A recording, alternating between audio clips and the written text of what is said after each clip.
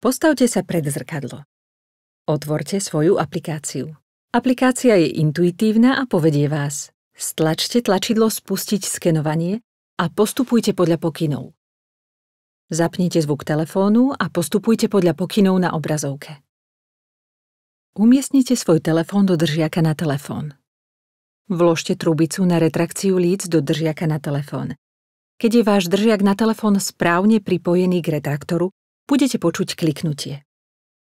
Držte pomôcku Scanbox jednou rukou na telefóne a druhou rukou držte trubicu. Najprv vložte jednu stranu a potom druhú. Zuby a ďasná by mali byť úplne viditeľné bez toho, aby spôsobovali nepríjemné pocity. Uistite sa, že sú vaše zuby v strede obrazovky fotoaparátu. Ak nie, možno budete musieť upraviť polohu telefónu horizontálnym posunutím alebo pomocou tlačidla ladenia vykonať vertikálne nastavenie.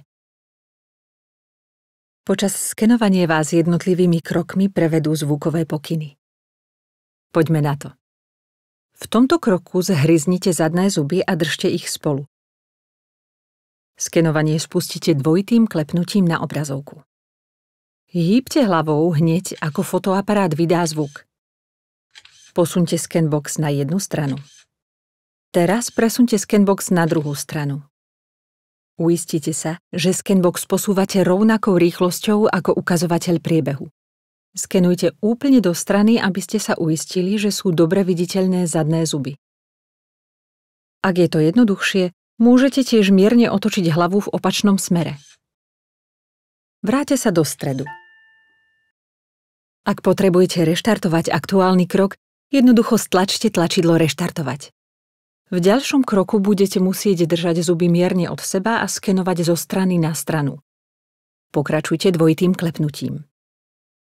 Otvorte ústa tak, aby sa váš jazyk zmestil medzi zuby.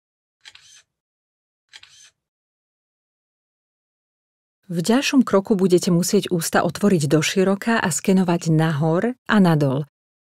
Pokračujte dvojitým klepnutím. Naklonte Scanbox nahor. Naklonte sa úplne hore, až kým neuvidíte celý hryzavý povrch zubov. Ak je to jednoduchšie, môžete tiež mierne nakloniť hlavu v opačnom smere. Teraz naklonte Scanbox nadol. Vráťte sa dopredu. Vyberte trubicu na retrakciu líc z úst a vyberte ju z držiaka na telefón tak, že držíte držiak na telefón na mieste a potiahnete trubicu na retrakciu líc dopredu.